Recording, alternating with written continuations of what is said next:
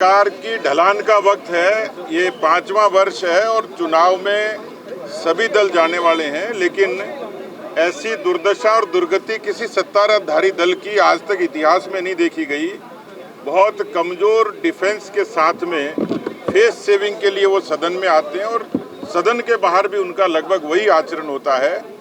ये बात सही है कि कई बार ये कहा जाता है कि एक चोरी छुपाने के लिए, एक झूठ बोलने के लिए 100 झूठ बोलने पड़ते हैं।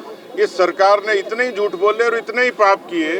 उसी पाप का नतीजा है कि ये कांग्रेस पार्टी की सरकार, जिसके पास पूरा मैंडेट नहीं था, उन्होंने बीएसपी से जुगाड़ किया, निर्दलियों से जुगाड़ किया और बीएसपी के वही सदस्य जो बाड़ाबंदी के उस दौरान में इस सरकार के संकट मोचक बने, जो लाडले और प्यारे थे, लेकिन जब उस पूरे ऑपरेशन के दौरान बाड़ाबंदी से लेकर इस्तीफों के उस दौर में कोई एक व्यक्ति उस समय अशोक गहलोत जी के साथ खड़ा था, वही राजेंद्र सिंह हुड्डा था।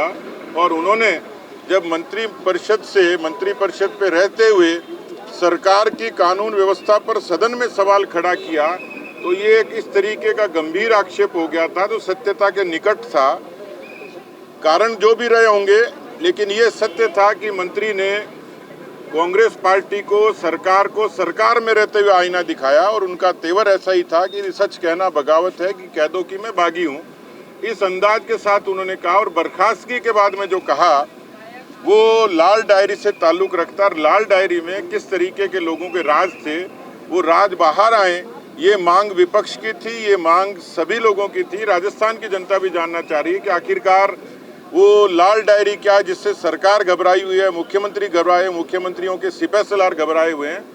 ऐसे में ये एक नैतिक जिम्मेवारी होती है, एक परंपरा होती है कि सदन का बर्खास्त या इस्तीफा दिया हुआ कोई मंत्री, उसको सदन में अपने स्पष्टीकरण का, एक लोकतांत्रिक परंपरा होती है, उसको अवसर दिया जाना चाहिए। उन्होंने जब कोशिश की तो स्पीकर महोदय ने उनको अवसर नहीं दिया।